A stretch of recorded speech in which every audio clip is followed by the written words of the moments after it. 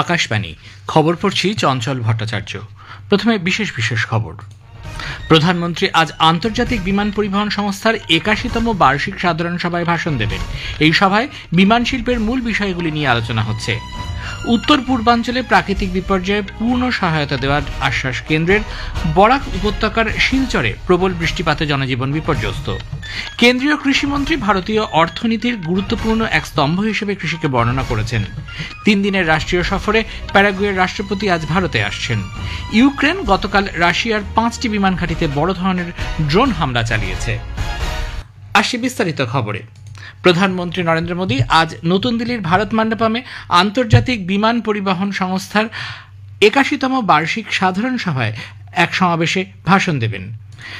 এই সম্মেলন শেষ হবে আগামীকাল মঙ্গলবার। বিশ্ব বিমান পরিবহন শীর্ষ সম্মেলনে বিমান শিল্পের মূল বিষয়গুলি নিয়ে আলোচনা করা হচ্ছে, যার মধ্যে রয়েছে বিমান শিল্পের অর্থনীতি, বিমান যোগাযোগ, জ্বালানি নিরাপত্তা, সুস্থায়ী বিমান জ্বালানি উৎপাদন, কার্বন মুক্তকরণের অর্থায়ন এবং উদ্ভাবন।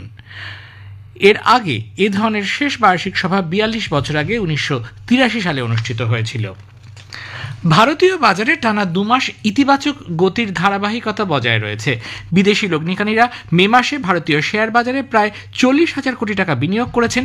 বিনিয়োগকারীদের পরিসংখ্যান অনুযায়ী বিদেশি লগ্নিকারীরা ভারতীয় শেয়ার বাজারে ১৯,৮৬০ কোটি টাকা এবং ঋণ বাজারে ১৯,৬১৫ কোটি টাকা বিনিয়োগ করেছে। এর ফলে ভারতীয় বাজারে মোট বিনিয়োগ ৩৮,৪৭৫ কোটি টাকায় পৌঁছেছে।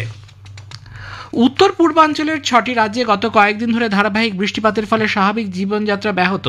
ভারী বৃষ্টিপাতের কারণে ভূমিধস, ধসে পড়া ছাড়াও বিভিন্ন জায়গায় প্লাবিত হয়েছে। এর ফলে ৩০ জনের মৃত্যু হয়েছে। এর মধ্যে অরুণাচল প্রদেশের ৯, মেঘালয়ে ৬, আসামে ৮, মিজোরামে ৫ এবং ত্রিপুরা ও নাগাল্যান্ডে ১ জন মারা গেছেন। মিজোরামের আইজল, লুংলেই, চাম্পাই, কলসিপ ইত্যাদি অঞ্চলে ভূমিধসে ক্ষতিগ্রস্ত হয়েছে।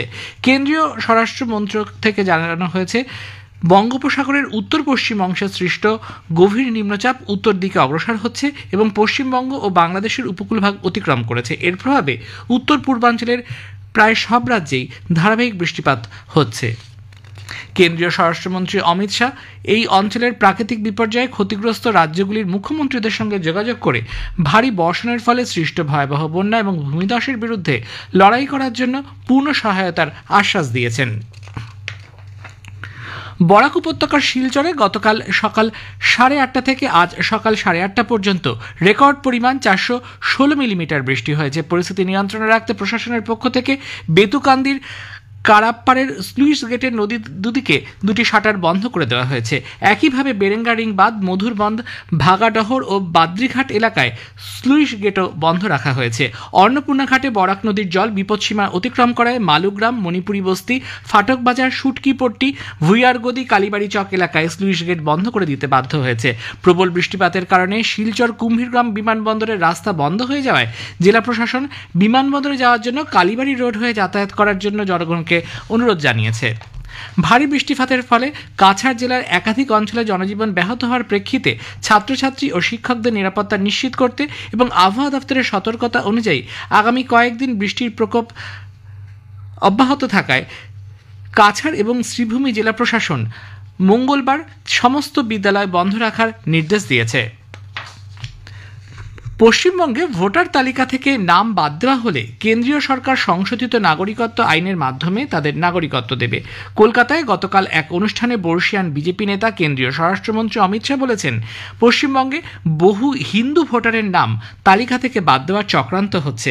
বাদ যাওয়া ভোটারদের নাম কেন্দ্রের কাছে পাঠালে সংশোধিত নাগরিকত্ব আইনের মাধ্যমে তাদের দেশের নাগরিকত্ব দেওয়া হবে। কেন্দ্রীয় স্বরাষ্ট্রমন্ত্রীর অভিযোগ, পশ্চিমবঙ্গ সরকারের পৃষ্ঠপোষকতায় মুর্শিদাবাদের সাম্প্রদায়িক ঘটনা ঘটেছে। শাসক দলের নেতারা এই ঘটনায় প্ররোচনা দিয়েছেন। তিনি অভিযোগ করেন, রোহিঙ্গা অনুপ্রবেশকারীরা মুখ্যমন্ত্রীর ভোট ব্যাংক, তাই মুখ্যমন্ত্রী অনুপ্রবেশের জন্য সীমান্ত এলাকা খোলা রেখেছেন। কাঁটাতার দেওয়ার জন্য বিএসএফকে তিনি জমি দেননি। हमने आपसे भूमि मांगी है, पूरी भूमि दे दो, बाढ़ को समाप्त हो जाने दो, एक परिंदा भी पैर नहीं मार पाएगा। आप जानबूझकर बॉर्डर पर भूमि नहीं देते हो क्योंकि घुसपैठ चलती रहे, आपकी वोट बैंक बढ़ती रहे। শ্রী শাহ অভিযোগ করেন, মুখ্যমন্ত্রীর তোষণের রাজনীতি সব সীমারেখা অতিক্রম করেছে। নিজের ভোট ব্যাংককে সন্তুষ্ট রাখতে তিনি সংশোধিত ওয়াকফ আইন এর বিরোধিতা করেছেন। সিকিম সরকার দীর্ঘ 5 বছর পর ভগবান শিবের মন্দির কৈলাস মানস সরোবর যাত্রার আয়োজনের প্রস্তুতি নিচ্ছে। 15ই জুন তীর্থযাত্রীদের প্রথম দল গ্যাংটকে এই যাত্রা শুরু করবে। সিকিম সরকার পর্যটন ও অসামরিক বিমান পরিবহন বিভাগের অতিরিক্ত মুখ্য সচিব CS রাও জানিয়েছেন, কৈলাস মানস সরোবর যাত্রা গ্যাংটক থেকে শুরু হয়ে নাথুলা পর্যন্ত যাবে, তারপর চীনা ভূখণ্ড অতিক্রম করে কৈলাস ও মানস সরোবরে পৌঁছাবে। পুরো যাত্রা শেষ হতে প্রায় 20 থেকে 21 দিন সময় লাগবে বলে আশা করা হচ্ছে। তেলেঙ্গানা প্রতিষ্ঠা দিবস আজ পালিত হচ্ছে। 2014 সালে এই দিনে অন্ধ্রপ্রদেশ পুনর্গঠন আইনের মাধ্যমে তেলেঙ্গানা দেশের 29তম রাজ্য হিসেবে আত্মপ্রকাশ করে। সেকেন্দ্রাবাদ প্যারেড গ্রাউন্ডে আজ সকালে মুখ্যমন্ত্রী রেবন্ত রেড্ডি ত্রিবর্ণ রচিত জাতীয় পতাকা উত্তোলন করবেন। বিভিন্ন কাজে বিশেষ কৃতিত্বের জন্য এদিন রাজ্য সরকার 460 জনেরও বেশি কর্মকর্তাকে পুরস্কৃত করবেন। এ খবর প্রচারিত হচ্ছে আকাশবাণী থেকে। আমাদের সংবাদ শোনা যাবে ইউটিউব চ্যানেল আকাশবাণী সংবাদ বাংলা, ফেসবুক ও ইনস্টাগ্রাম আকাশবাণী সংবাদ কলকাতা এবং এক্স হ্যান্ডেল AIR নিউজ কলকাতাতে। কেন্দ্রীয় কৃষি ও কৃষক কল্যাণ মন্ত্রী শিবরাজ সিং চৌহান বলেছেন, ভারতীয় অর্থনীতির গুরুত্বপূর্ণ এক স্তম্ভ কৃষি। নতুন দিল্লিতে গতকাল পণ্ডিত দীনদয়াল উপাধ্যায়ের নামাঙ্কিত এক জাতীয় স্মারক সম্মেলনে তিনি বক্তব্য রাখছিলেন। সম্মেলনের মূল ভাবনা অবিচ্ছেদ্য মানবিকতা। মন্ত্রী বলেন, বর্তমান বিশ্বের জটিল পরিস্থিতিতে অবিচ্ছেদ্য মানবিকতার ক্ষেত্রে ভারতীয় দর্শন অত্যন্ত গুরুত্বপূর্ণ। তার ভাষণে কৃষিক্ষেত্রের প্রসঙ্গ উল্লেখ করে শ্রী চৌহান বলেন, দেশের অর্থনীতিতে কৃষি গুরুত্বপূর্ণ এক ভূমিকা পালন করে। তিনি জানান, কৃষিকাজ তার নিজের রক্তেও রয়েছে। युद्ध का जब वातावरण था सीमा पे, मैंने अपने खाद्य भंडारों की समीक्षा की तो खेत में किसान और सीमा पे जवान डटा हुआ था और हमने देशवासियों से कहा था, चिंता मत करो, भंडार भरपूर है। और आज भी भारतीय अर्थव्यवस्था की सबसे बड़ी ताकत अगर कोई है तो खेती है। खेती, मैं तो कृषि मंत्री हूँ और इसलिए केवल कृषि मंत्री नहीं हूँ, खेती जी रहा हूँ। रोम रोम में किसान है और हर सांस में खेती, मुझे और कुछ दिखाई नहीं देता। তিনি বলেন, ভারতীয় সংস্কৃতিতে আধুনিকতার সঙ্গে ঐতিহ্যের এক সম্প্রীতি সহাবস্থান রয়েছে। ঐতিহ্যের উপর ভিত্তি করে আমরা নতুন এক ভারত গড়ার পথে এগিয়ে চলেছি। কার্গিলের কৃষি বিজ্ঞান কেন্দ্র কৃষি দপ্তরের সঙ্গে যৌথভাবে বিকশিত কৃষি সংলাপ অভিযান কর্মসূচি বাস্তবায়িত করেছে। 2047 সালের মধ্যে উন্নত ভারত গড়ার লক্ষ্যে এই উদ্যোগ নেওয়া হয়েছে। এর মূল উদ্দেশ্য কৃষকদের কল্যাণ নিশ্চিত করে সুস্থায়ী এক কৃষি ব্যবস্থাপনা গড়ে তোলা। গতকাল তৃতীয় দিনে কার্গিল ব্লকের কৃষকরা আধুনিক পদ্ধতিতে কৃষিকাজ নিয়ে বিভিন্ন তথ্য জানতে পারেন। এই কর্মসূচিতে উদ্যান পালনের ক্ষেত্রে কীটনাশক প্রয়োগ নিয়ে বিস্তারিত আলোচনা হয়। প্যারাগুয়ের রাষ্ট্রপতি সান্টিয়াগো পেনা প্যালিসিওস 3 দিনের রাষ্ট্রীয় সফরে আজ ভারতে আসছেন। একটি উচ্চ পর্যায়ের প্রতিনিধি দল তার সফর সঙ্গী হবে। সফরকালে উভয় দেশের দ্বিপাক্ষিক সম্পর্কের সর্বাঙ্গীন মূল্যায়ন করা হবে। রাষ্ট্রপতি পেনার এটি প্রথম ভারত সফর। সফরকালে তিনি রাষ্ট্রপতি দ্রৌপদী মুর্মু, উপরাষ্ট্রপতি জগদীপ ধনখড়, প্রধানমন্ত্রী নরেন্দ্র মোদী এবং বিদেশমন্ত্রী ডক্টর S জয়শঙ্করের সঙ্গে সাক্ষাৎ করবেন। সান্টিয়াগো পেনা বুধবার প্যারাগুয়ে ফেরার আগে মুম্বাই সফর করবেন। আহমেদাবাদের নরেন্দ্র মোদী স্টেডিয়ামে গতকাল দ্বিতীয় কোয়ালিফায়ার ম্যাচে পাঞ্জাব কিংস 5 উইকেটে 5বারের চ্যাম্পিয়ন মুম্বাই ইন্ডিয়ান্সকে হারিয়ে দেয়। শেষে বিশেষ খবর আরও একবার। প্রধানমন্ত্রী আজ আন্তর্জাতিক বিমান পরিবহন সংস্থার 81তম বার্ষিক সাধারণ সভায় ভাষণ দেবেন। উত্তর পূর্বাঞ্চলের 4টি রাজ্যে প্রাকৃতিক বিপর্যয়ে পূর্ণ সহায়তা দেওয়ার আশ্বাস কেন্দ্রের। খবর শেষ হলো। এরপর শুনবেন স্থানীয় সংবাদ। আকাশবাণী কলকাতা, স্থানীয় সংবাদ পড়ছি। নদিয়ার কালীগঞ্জ বিধানসভা কেন্দ্রের উপনির্বাচনে কংগ্রেস প্রার্থী কাবিল উদ্দিন শেখকে সমর্থন করবে বামফ্রন্ট। বোলপুরের আইসি সম্পর্কে অনুব্রত মণ্ডলের কুরুচিপূর্ণ মন্তব্যের যে অভিযোগ উঠছে তাকে সমর্থন করায় বীরভূমের ছাত্রনেতা বিক্রমজিৎ সাউকে 6 বছরের জন্য সাসপেন্ড করেছে তৃণমূল কংগ্রেস। বিলুপ্ত হতে চলা বিভিন্ন গাছ সংরক্ষণে উদ্যোগী হয়েছে শিবপুর বটানিক্যাল গার্ডেন। আসছি বিস্তারিত সংবাদে। 2026 বিধানসভা নির্বাচনে রাজ্যে সরকার পরিবর্তনের আহ্বান জানিয়েছেন বিজেপি নেতা তথা কেন্দ্রীয় স্বরাষ্ট্রমন্ত্রী অমিত শাহ। গতকাল কলকাতার নেতাজি ইন্ডোর স্টেডিয়ামে দলের সাংগঠনিক সভায় যোগ দিয়ে ভাষণে শ্রী শাহ বলেন, তৃণমূল কংগ্রেসের আমলে সব থেকে দুর্নীতি বেশি হয়েছে।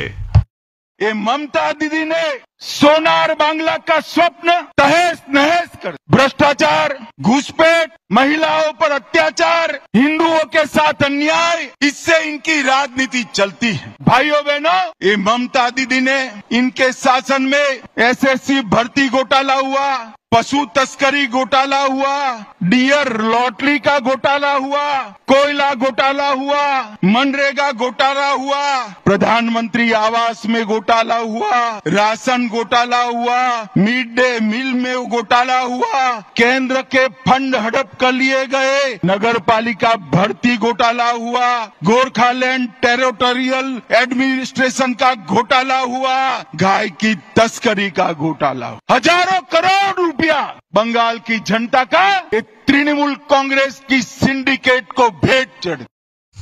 শ্রী শাহ বলেন, তৃণমূল কংগ্রেস সরকার পশ্চিমবঙ্গকে অনুপ্রবেশকারীদের জন্য সুরক্ষিত আশ্রয়স্থল করে তুলেছে। অনুপ্রবেশ রোধে সীমান্তে বেড়া দেওয়ার জন্য জমি চাওয়া হলেও রাজ্য সরকার তা দিচ্ছে না। অনুপ্রবেশকারীদের নাম ভোটার তালিকায় তুলে তৃণমূল কংগ্রেস এ রাজ্যে ক্ষমতায় টিকে থাকতে চায়।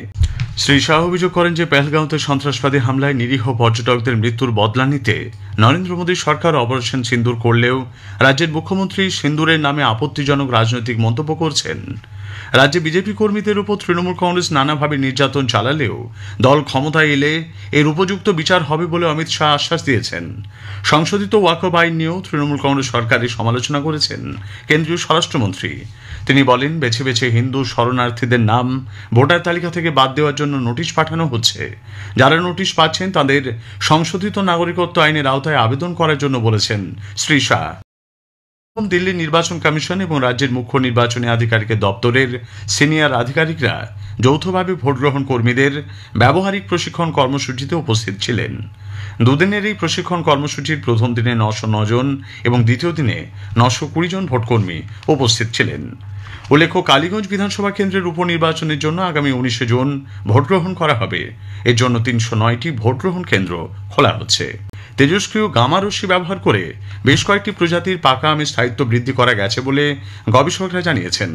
বিশ্ববিদ্যালয়ের অধ্যাপিকা ডক্টর আইভি চক্রবর্তী জানালেন, আগামী দিনে সবজি সংরক্ষণের বিষয়টিও ভাবা যেতে পারে।